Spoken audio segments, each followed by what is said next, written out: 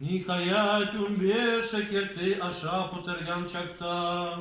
Gaysa alargada küründü. İşin magınarına kam küneri kate boyuna ul alarını şiltiledi. Çünkü alar ulidan terilip targan gayseni görüşlerge işenmadılar. Ул аларга айтты, бар göz bötен жир буйла барлы кишләргә яхшы хәбәрне таратыгыз. Иман китереп суга чумдыру яласын үткән кеше коткарылачак. Иман итмәүче исә хөкем ителәчәк. İman kitirgenler mındı gelemet bilgileri kürsütürler. Allar minim esimimni eytip jinerini kuyup çıkarırlar.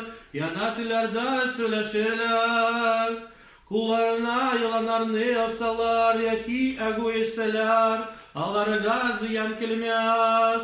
Avru kişlerinin üstüne kulların kursalar. Alar savagırlar. Şulay digenan son Huday gelse Küpke Allah'ın un yagına oturdu. Şekirtleri gitip bütün jir buylap yakşı haberini tanıtıp verdiler. Yan Huday alarga yardım etip durdu. Alarının söylegenlerin ilahi bilgiler bilen rastladı.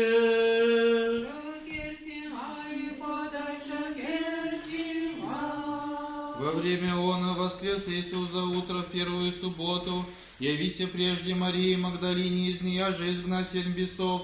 Она же шедшая возвести с ним бывшим плачущимся и рыдающим, я не слышавший, яко жив есть и виден бысть от нея неяше веры. По сих же двема от них